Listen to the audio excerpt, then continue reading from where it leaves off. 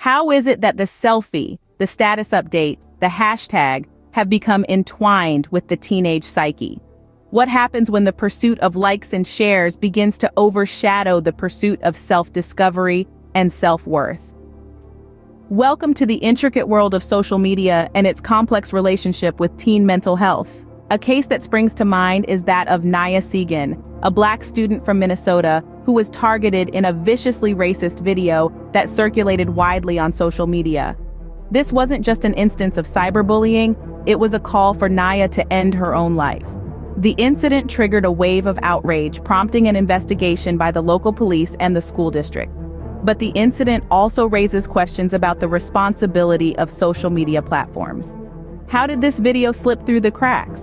What systems are in place to prevent the dissemination of such harmful content?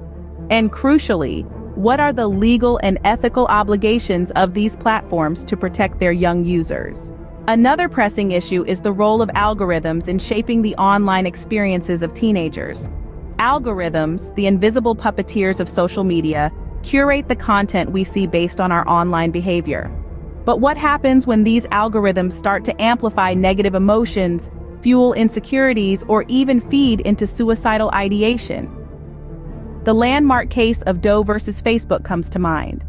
A teenager suffering from depression was shown a series of ads for self-harm and suicide-related content. The family sued Facebook, arguing that the platform's algorithms had contributed to their daughter's mental health crisis. This case underscores the ethical quagmire social media platforms face, balancing the drive for engagement with the need to safeguard users' mental health. The phenomenon of comparison culture, fueled by perfectly curated feeds and unrealistic beauty standards, is another significant contributor to the mental health crisis among teens. Research has shown a correlation between heavy social media use and feelings of inadequacy, depression, and anxiety, particularly among young female users. The pressure to present a perfect image online can distort perceptions and lead to decreased psychological well-being. These issues underline the desperate need for effective regulatory measures and ethical guidelines. Several suggestions have been put forward, from stricter content moderation to transparency in algorithmic decision-making. But the road to implementing these measures is fraught with challenges. Big tech companies have been notoriously resistant to regulation, and the global nature of these platforms adds an extra layer of complexity. In conclusion, the relationship between social media and teen mental health is a complex and multifaceted one. The issues of cyberbullying, algorithmic influence, comparison culture, and targeted advertising are significant contributors to the mental health crisis among teens.